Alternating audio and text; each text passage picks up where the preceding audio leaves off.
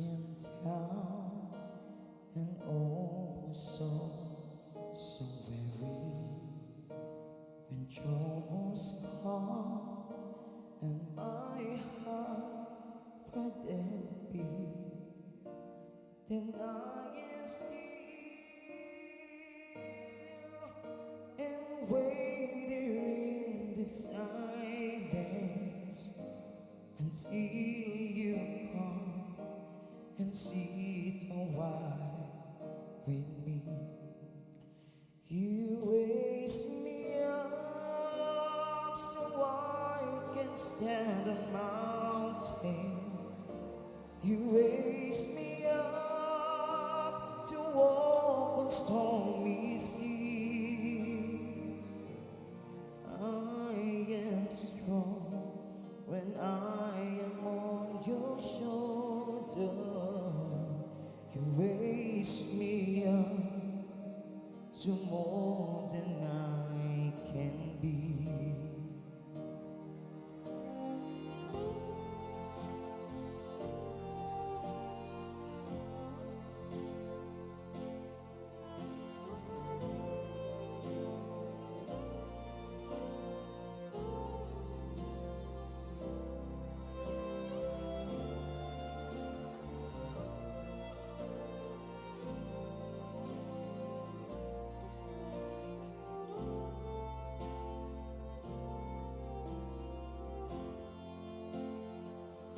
You raise me up so I can stand a mountain. You raise me up to walk on stormy seas. I am strong when I am on your shoulder. You raise me up to more than I can be.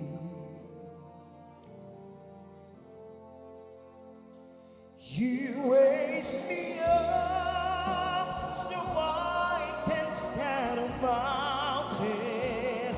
You raise me up to walk on stormy seas. I am strong when I am on your shoulder. You raise me up to more than I can be. You raise me up so I can stand a mountain. You raise me up to walk on stormy seas. I am strong when I am on your shoulder. You raise me up to more than I can be. You raise me up to more than I can be.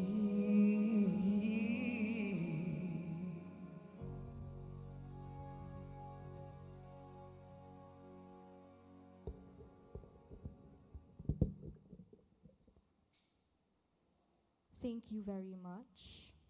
You may now take your seats. Sorry, please stand po for the entrance of colors.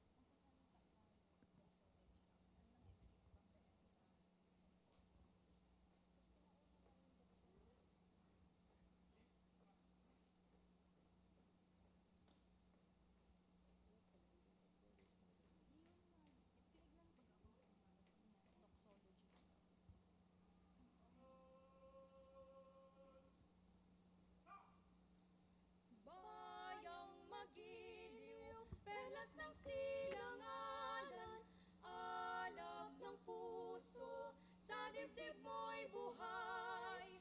Lupang hinirang, duyan ka ng magiting, sa manlulupi, di ka pasisiil, sa dagat at bundok, sa simoy at sa langit mong bughaw, may dilag ang tula at awit sa paglayang minamahal. Ang kislap ng watawat mo'y tagumpay na nagdidingding. Ang bituin at araw niya kailan pang may di magdidilim. Lupa ng araw na alwal, hatid pagsinta, buhay ay langit sa piling mo. Aming ligaya na pag may mga api ang mamatay ng dahil sa'yo.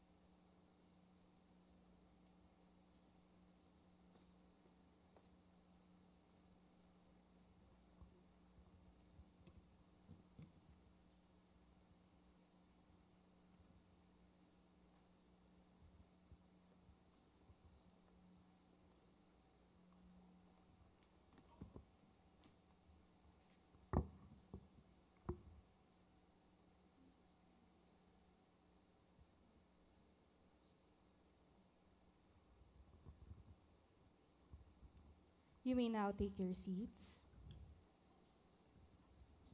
A pleasant morning to everyone. Behind the numerous health crises the country and the region has faced, behind our numerous campaigns for disease prevention and control, behind the recent health emergency response during calamities, behind every single battle is a mentally healthy individual, leader, and community. This is why mental health should be prioritized before anything else. Our mental health decides how we start the day, how we live, and how we can foster healthy and productive lifestyles free from sickness and discomfort. So part of our knowing others is knowing ourselves first. Practicing self-care behaviors is paramount in knowing how to care for others. This is definitely right, Ma'am Den. This is why we have our mental health programs that are being implemented using a whole of government and whole of society approach. Our mission as mental health advocates is to produce healthy and happy individuals by nurturing not just their physical well-being, but their emotional, spiritual, and mental state as well. In this light, the Department of Health Bicol Center for Health Development, together with its various stakeholders, are in full force in conducting activities and providing mental health services to the public. With this, we welcome you to the 10th Bicol Bicol Mental Health Convention here at the Legazpi Convention Center with the theme, "It is time to prioritize mental health in the workplace." So, Sir John, yes. Thank you so much, everyone. Diba, Sir John, this is really an opportune time for us to promote the mental health advocacy, diba? That And is right. we are so happy that all of you are here with us, our partners and stakeholders. So now, to acknowledge all of you guys, let us start with our VIPs, starting with the Regional Director of the Department of Health, Bicol Center for Health Development, Dr. Rodolfo Antonio M. Albornoz.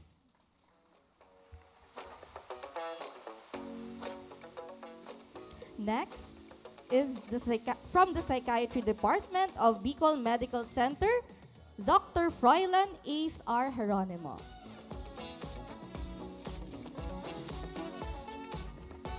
Next, Attorney 4 from the Commission on Human Rights, Attorney Lorraine A. Marcaida.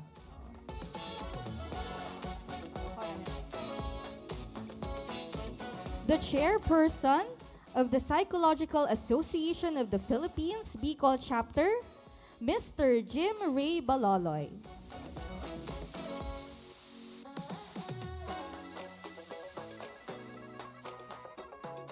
From the City Health Office of Sorsogon City, let's welcome Dr. Jazel Calleja.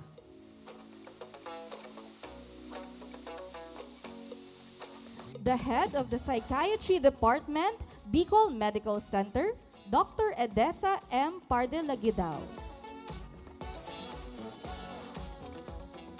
From PhilHealth Regional Office 5, let's welcome Romeo Arnedo Jr. And of course, from our participants with us here today, from the different local government units across the region, from the 6 provinces of Albay, Camarines Norte, Camarines Sur, Catanduanes, Masbate, and Sorsogon, we welcome you po. And from our different municipalities, welcome po to our retained hospitals, acute psychiatric units, treatment and rehabilitation centers, national government agencies who are here with us today, the Ministry of Health Bangsamoro Autonomous Region in Muslim Mindanao, and to all our public and private organizations and everyone with here today, with us today. Welcome po and thank you po for attending. All right. So now, to give us his welcome message, let us all welcome the Regional Director of the Department of Health Bicol Center for Health Development, Dr. Rodolfo Antonio M. Albornoz.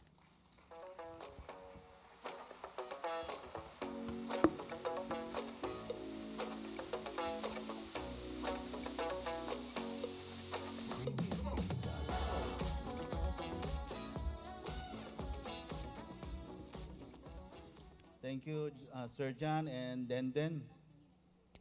Of course, bago po tayo magsimula, would like to acknowledge, nabanggit na po nila Denden, pero of course, due acknowledge and recognition sa mga ating special guests po dito.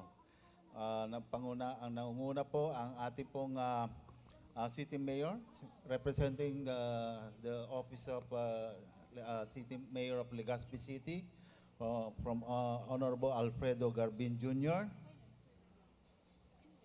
And si Attorney Lorraine Marcaida. Malaking tulong po ginagawa si Attorney po doon sa ating Memorandum of Understanding, which will be proceed with the signing, ceremonial signing.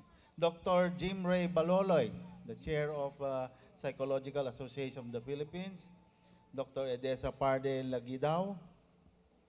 And Dr. Froilan Jeronimo. Dr. Jaisel. Regularly kami nagmi-meet po to ni Doc Jaisel eh. And from the PhilHealth, representing the RBP Albert Manduriao, si Sir Romeo Arnedo Jr. And ating pong head ng si Dr. Froilan. Yeah, Dr. Froilan. Yes. Of course, yung ating rin pong program manager, yung punong abala po dito, si Ma'am Wendy Baluis. Saan po siya? Ayun. This will not come into fruition without her team effort rin. Si Hazel, saan ba si Hazel dito? Hazel, Geraldine, Anna, Oliver, and Diana. Yan ang dream team ni Ma'am Wendy. Due recognition naman po. Of course, we'd like to acknowledge from the Bureau of Fire and Protection for the execution of the entrance of colors. And ang magagandang boses po from the Legazpi City National High School. And from our DOH hospitals, from the Bicol Medical Center, Dr. Edesa Padre Lagidao, and the Bicol Regional Hospital and Medical Center, si Dr. Mary Lou Cabacang. And from the Camsur Treatment and Rehab Center, represented by Daria Camela Cadag. Hindi to roll call Ito. And from the Department of Education, representing Director Sadsad, si Sir Jerome Boyno. And from the Bicol University, si Ma'am Charina Sipcon. Hello, hey ma'am. And from the Commission of Human Rights, of course, si Attorney Lorraine Marcaida. And from the Provincial Health Office of Cam Norte, ever supportive to, si Doc Arnel Francisco. Thank you very much, sa kanyang team. And from the Department of Migrant Workers, si Ma'am Luceline Iligan. And last but not the least, we have from NEDA, Ma'am Mary Margaret Ansano. I see. Okay, and of course, we have Chair of the Health Committee, Honorable Preciosima Tango of Tabaco. Hello ma'am, magandang umaga po. Isang malusog at magandang umaga po sa atin lahat. Buti naman nakaraos rin tayo kay Christine at kay Pepito. No. So at this, pero may ongoing po mga efforts po, kaya mapapansin niyo po, medyo spread thinly po ang ating mga health workers ngayon. Pero it is an honor to welcome you all to the 10th Bicol Mental Health Convention. It is a privilege to be with you as we tackle one of the most pressing, yet often overlooked aspects of our overall well-being, mental health. And as mentioned by our MCs, this year's theme, "It is time to prioritize mental health in the workplace," resonates deeply on the health needs of our workers. As leaders, advocates, and individuals within our respective fields, we are called to take meaningful action. We must create work environments where the health sector action agenda number 6, ginhawa sa isip at damdamin, is not only encouraged but prioritized. Your presence here today shows your commitment, our commitment to address the challenges and pressures that our workforce faces. As mentioned kanina nga, the recent onslaught of Christine and Pepito is a crucible test of our emergency response teams who, despite being victims themselves, continue to answer the call of duty. They are our heroes. Palakpakan naman po natin yung mga teams po natin. Opo. The demands of our jobs, coupled with personal and societal stressors, can have a profound impact on our mental health. It is imperative that we create workplaces that not only foster productivity, but also promote the overall well-being of our employees. The plenary sessions for this convention will delve into various aspects of mental health in the workplace. This will equip us with valuable frameworks and strategies to prevent and manage psychosocial hazards in our workplace. We will learn about building skills for stress management and problem solving, championing mental health best practices, and creating environments where every worker feels the support on their well-being. With this, the Department of Health is continuously strengthening access to mental health services in Bicol. As of today, we already have 31 health service providers for the Bicol Region Mental Health Network for the 6 provinces and 24/7 helplines. We have more than 400 health workers trained on MHGAP and mental health and psychosocial support services. This convention will not be possible without the Bicol Council for Mental Health. For 9 years, the Council has been in collaboration with the Department of Health and is highly supportive in providing technical assistance and policy directions in strengthening the mental health services in the region, as espoused in the Mental Health Act of 2018, or the RA 11036. By harmonizing our efforts with health service providers, we are reinforcing a network of care that extends far beyond the walls of our offices. Together, we will ensure that every Filipino, every Bicolano has the support they need, whether through community-based programs or comprehensive care facilities. As we move forward, let this convention serve as a reminder that mental health is essential. It is fundamental, for there is no health without mental health. Hence, it is a shared responsibility to make it a priority. Maraming salamat po for your dedication and commitment to this cause. Let us make this convention a turning point in our journey towards a healthier, more supportive, and compassionate work environment for all, ensuring that every employee feels valued, supported, and empowered to thrive. Together, we can create a future where the ginhawa of every worker and every Filipino is truly felt and realized. Sa bagong Pilipinas, bawat buhay ay mahalaga. Maraming salamat po. Thank you very much, R.D. Albornoz.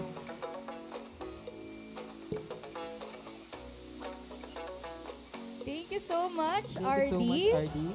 Yan. Ayan, so as RD said, di ba, Yun Sir nga, John, tama, that- your mental health matters. Yeah. Di ba? And yun nga, tama nga yung sinabi ni RD na mental health issue is the most pressing concern but overlooked. And we are happy that we are all gathered here today to take action. Yes. So, sabi ni RD, 9 years na tayong nagsasama-sama for this kind of advocacy. And now this is our 10th year together, so we are very happy that you are with us once again. Okay, so now, guys, let me just check up on you. I know naman po na we all know that this is a very special occasion. So are we still awake po? Nakapag-refresh na po ba tayo ng ating mga isip? Mga isip at damdamin, as RD said, di ba? Ayan, so to refresh our memories and give us a little background, kasi we all know naman that our mental health campaign starts with the tagline, "Kamusta ka?" tara usap tayo. Di ba yun yung isa sa mga taglines natin sa mental health? So, let me hear it from you guys. When I say, kamusta ka? You all say, tara, usap tayo. Diba? Okay, so 3, 2, 1, kamusta ka? Tara, Tara. usap tayo. Ayan. So I hope we are all well and prepared for our plenary sessions later. But now let us proceed to our next agenda. Ayan. So we will be having po an intermission number. Give it up for the Legazpi City National High School.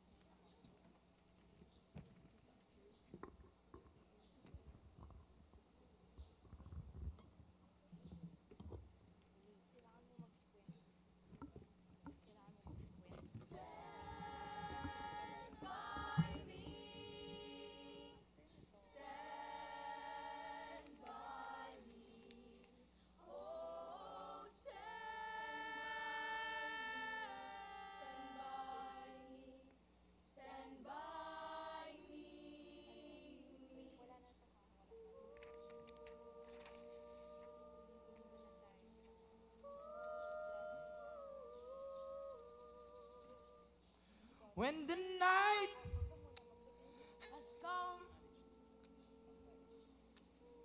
when the land is dark and the moon is the only light we'll see. No, I won't be afraid. No, I won't be afraid.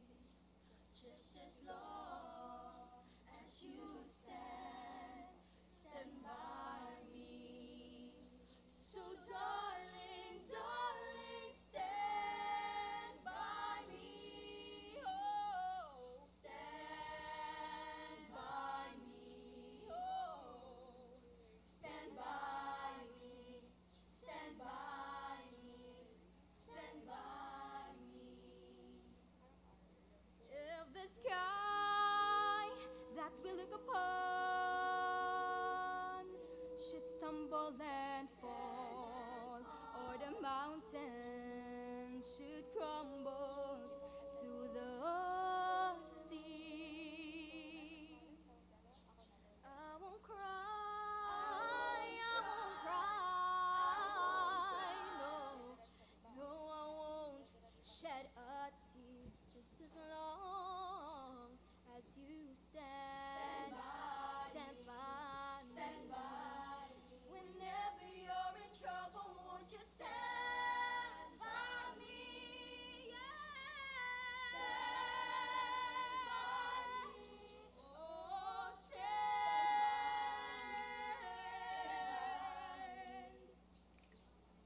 So darling, darling, stand by me.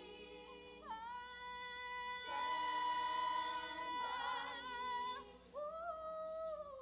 Stand by me. Stand by me. Whenever you're in trouble, won't you stand by me? Yeah. Stand by me. Oh, stand by me. Stand by me. Stand by me.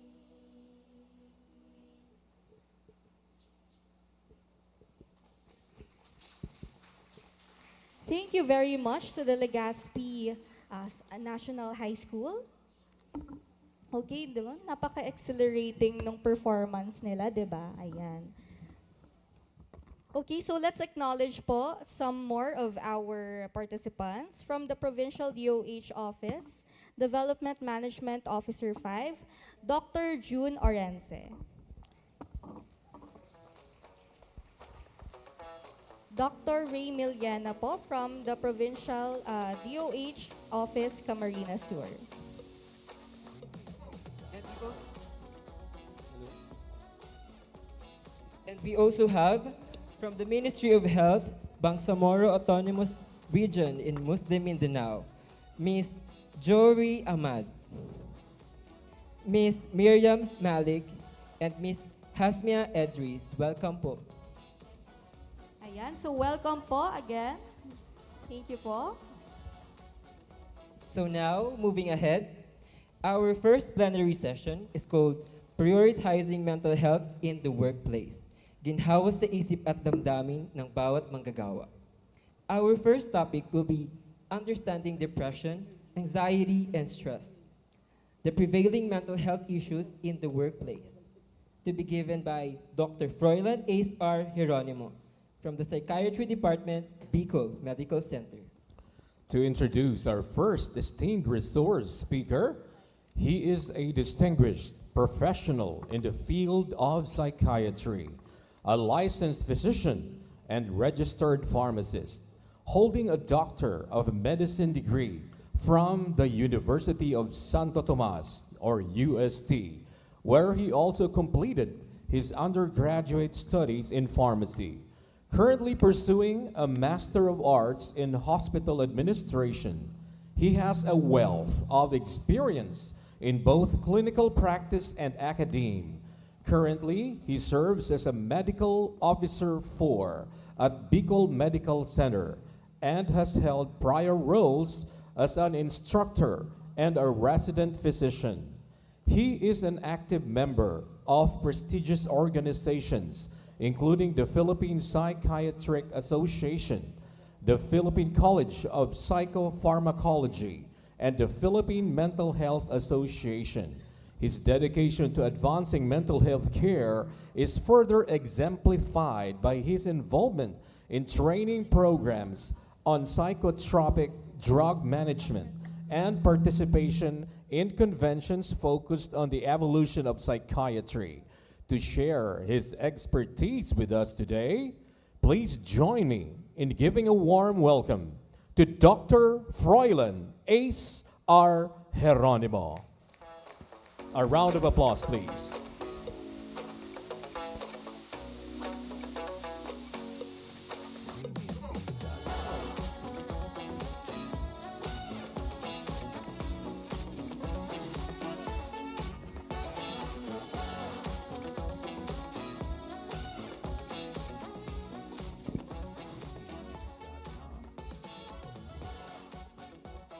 Okay.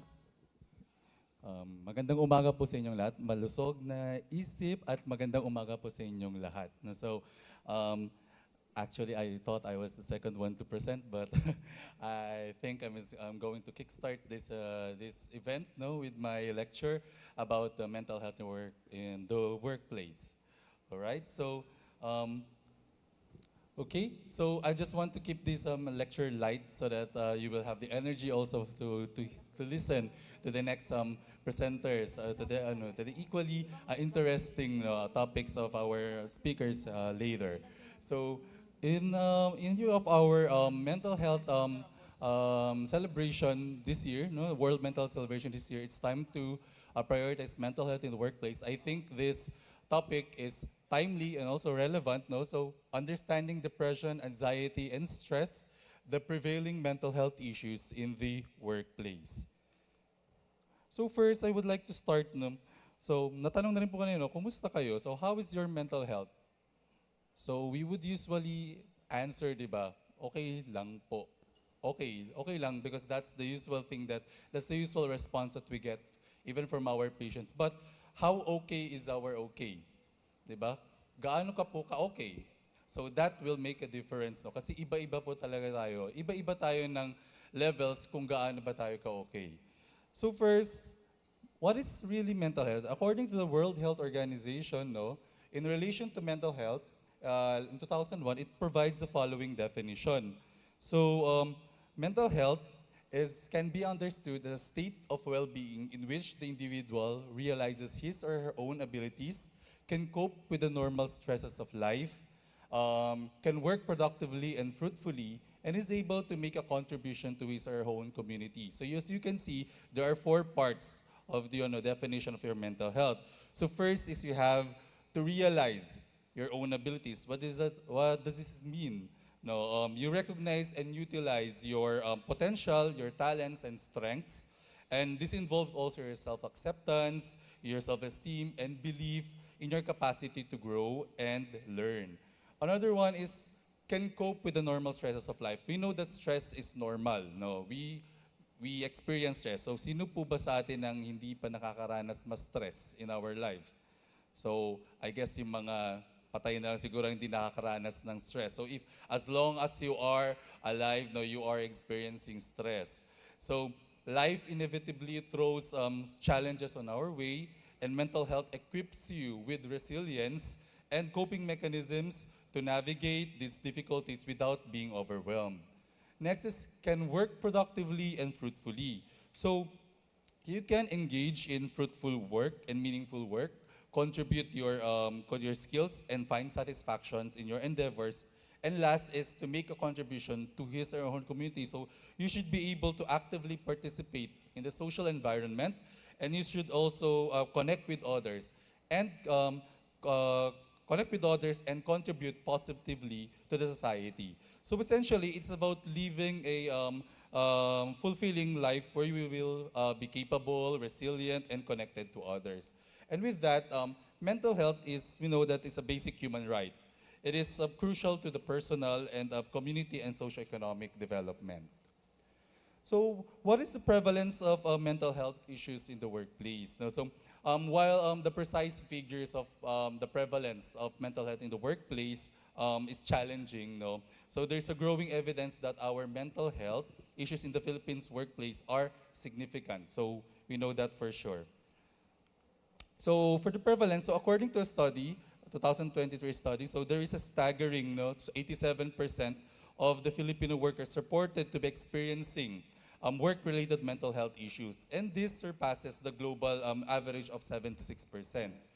And according to the DOH in 2023, so 3 in 10 Filipinos struggle with mental health conditions. Though this 3 out of 10 Filipinos who struggle is not specific in the workplace, no, as per se, it highlights the widespread prevalence of the mental health concerns in the general population, which undoubtedly will extend to your workplace. And for the WHO, depression and anxiety disorders can cost the global economy of around $1 trillion each year in lost productivity. So these estimates, no, so this underscore yung economic impact of the mental health issues in the workplace, including worldwide, including, of course, in the Philippines. So what is the impact of mental health on Filipino individuals and the organization? So the mental health issues significantly impact both individuals and organizations in the Philippines, and here's the breakdown. So for the impact on individuals, first is you will have reduced productivity. Of course, no mental health condition like your depression and anxiety can impair focus and concentration. It can also impair your decision making, thus leading to lower productivity levels. And we don't want that in the workplace, to decrease our productivity. Next is to increase absenteeism. Absenteeism is being absent at work because of your mental health condition. So uma-absent kayo because of your mental health issues. So employees struggling with mental health will take more sick days. So mas sick days sila, unable to work effectively when present, and leading to increase your absenteeism. And not only absenteeism, but also your presenteeism, which is you are present at work, but you are mentally away. So yun, nasa work ka, but you are not productive. Next is lowered morale. Mental health issues can negatively impact self-esteem, motivation, and job satisfaction. And it also contributes to lower morale and engagement. Next is physical health problems. There is a direct relationship of your mental health problems with your physical health problems. So the more you are mentally ill, the more that you will have physical illnesses, and vice versa. Another one is strained relationships. Mental health conditions, because of your difficulty concentrating, irritability, and also your withdrawal, can strain relationships with your colleagues, with your supervisors, and also your family members.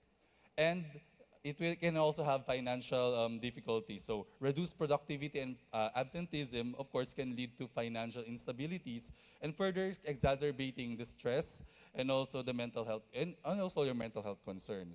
So if usapang pera, of course, we are very stressed, di ba? Next is impact on organizations. Impact on organizations is first decrease in decreased productivity and profitability. So like your depression and also anxiety, it can impair focus again and decision making. So next is increased healthcare costs. Gaya ng sabi nga natin kanina, no, if you are more absent, of course, if you're getting more absent and yung mga absenteeism, presenteeism, syempre it can increase healthcare costs also. And there will be higher turnover rates. When you say higher turnover rates, of course, more and more employees will resign from work. And syempre, another cost din yan sa organization kasi they need to train again and train and train. Parang ulit-ulit na naman. Then, damaged reputation. So, damaged reputation is a workplace no, with a poor reputation, di ba? If your workplace has a poor reputation, no, for supporting employee mental health, it may struggle to attract and retain yung mga top talents natin, yung mga employees natin. So, syempre, hearsay, this organization hindi maganda, hindi sila supportive, so walang mag-a-apply, maraming umaalis. Next is negative workplace culture. So, unaddressed mental health issues can contribute to negative workplace culture characterized by the low morale, stress, and presenteeism. So, for the Filipino context, no, so we should always apply to the Filipino context. So the impact of mental health can be further compounded into the cultural stigma surrounding mental health in the Philippines. So this can prevent individuals from seeking help and disclosing their struggles, leading to more severe consequences. And the need for support. So both individuals and organizations need to prioritize mental health. So this includes creating a supportive work environment, promoting mental health awareness, and providing access to resources and treatment.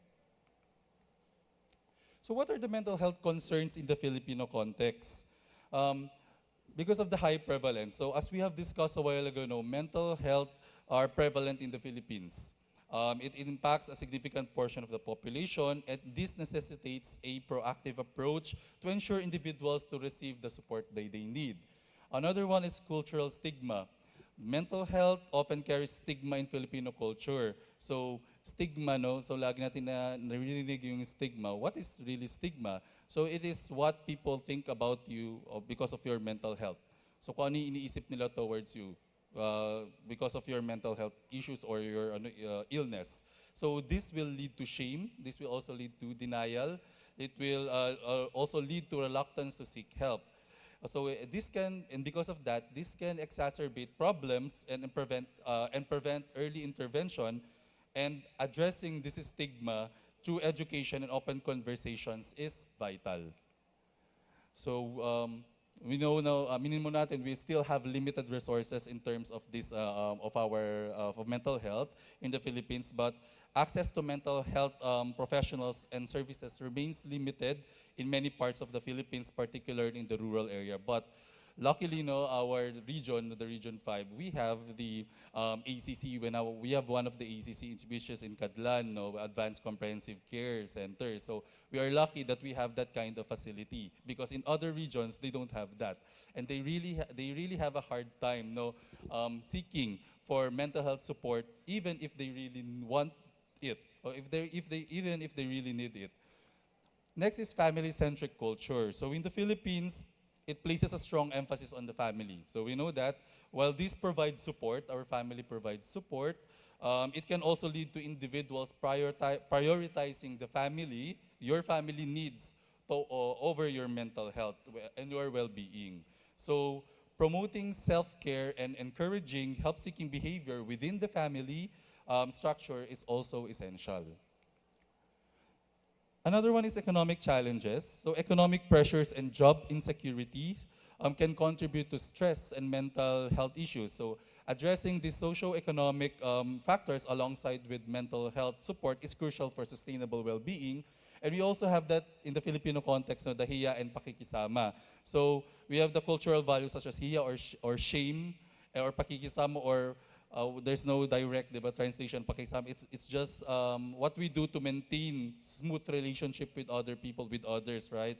So with this hiya and pakikisama, this discourages individuals from expressing their struggles of seeking help, thus hindering open communication about mental health. And the impact on the workforce. Now, so as we've explored, mental health issues significantly impact productivity, absenteeism, and morale in the workplace. So addressing these concerns also is essential for a healthy and thriving workplace, which in turn benefits the overall economy. Now, we go to the gist of this, presentation. So understanding depression, then understand anxiety, and understanding stress. So first, understand depression. This, for the next slides, will provide us to better understanding of depression, its symptoms, and also considering the Filipino nuances. For depression, the definition, depression is a serious mental health condition that goes beyond temporary feelings of sadness or grief. And also it is characterized by persistent feelings of sadness, hopelessness, loss of interest that significantly affect an individual's thoughts, feelings, behaviors, and physical well-being. So it is not just merely sadness, no? Hindi lang siya lungkot. Depression is deeper, no, than that. So it is a serious mental health condition. So depression, as we have said, it is pervasive and persistent. When you say pervasive, it is present in almost everywhere. So sa lahat ng bagay, present siya, pervasive, persistent. So tuloy-tuloy siyang naramdaman. It's persistent. So the feelings of sadness, the emptiness, or hopelessness are present most of the day, nearly every day, for at least in our criterion, at least for 2 weeks. So that's the criteria for your depression. Next is loss of interest.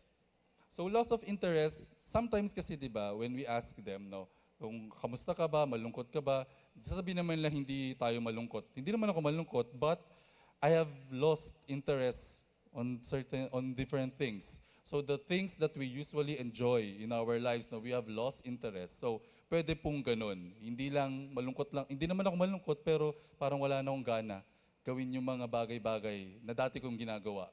So that's also one of the symptom or one of the sign of being depressed. So loss of interest, there is a significant decrease or pleasure or interest in activities that once you have enjoyed. Kung dati nag-enjoy kang magtrabaho, susunod ayaw mo na, parang hindi na masaya. Dati nag-enjoy kang kumanta, pero hindi ka na masaya, then that's loss of interest. Next is physical and cognitive symptoms. So there is changes in sleep patterns, appetite, energy levels, concentrations, and decision-making ability. So one of the symptoms also that we usually see, that's a sign that that patient or that person is already having mental health issues is they have these physical and cognitive symptoms. Sleep, di ba? Hindi na nakakatulog. They already have poor appetite, hindi nakakain, wala nang ganang kumain, or stress eating, kain na ng kain, or tulog ng tulog. That's also, that's physical and cognitive symptoms of your depression. Another one is negative thoughts. So these are the feelings of worthlessness, feelings of guilt, and feelings of hopelessness that if it's not, pag hindi siya na parang na-address, if it's not addressed, then it can probably lead to a more serious condition such suicidal thoughts because of that negative thoughts. Then, of course, impaired functioning. So you have already difficulty in fulfilling daily responsibilities at work, at school, or at home. So what is sadness and grief? So how can we differentiate sadness and grief from depression? So sadness and grief, first is it's sadness, it's temporary and situational. So it is usually triggered by a specific condition or situation. It is a normal emotional response. It is a natural part of human experience, being sad, Lahat naman tayo nalulungkot at one point in our lives, diba?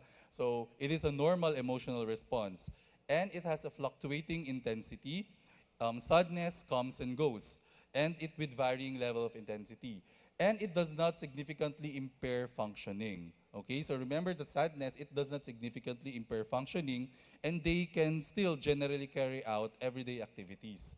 While for grief, so grief is a response to loss.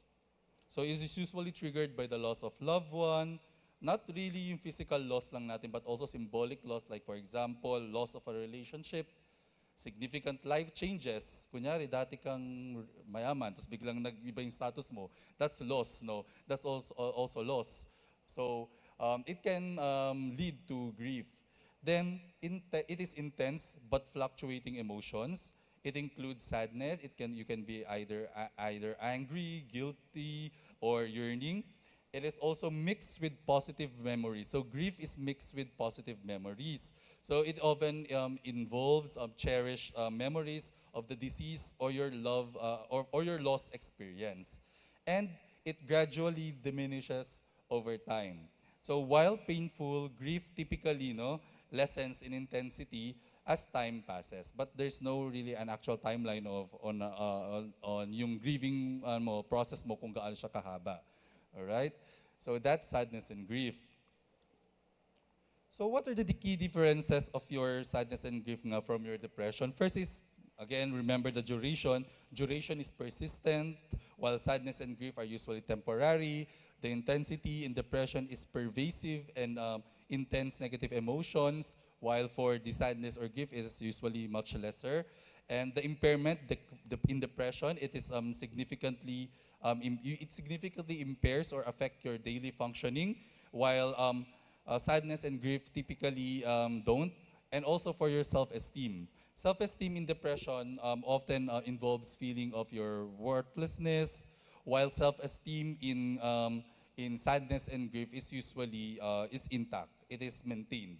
No, so yun. So that's the difference between your depression with sadness and grief.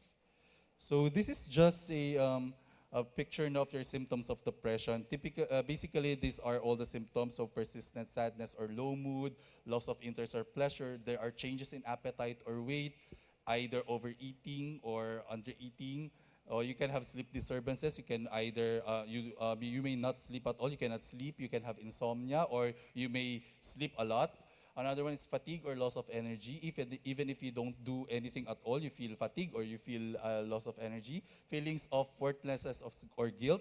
So you always try to blame yourself also that you are useless, wala kang kwenta, ang useless ko, ganyan. Difficulty concentrating also. We can usually see this at work. Of course, they cannot concentrate or focus already on their work. They can be agitated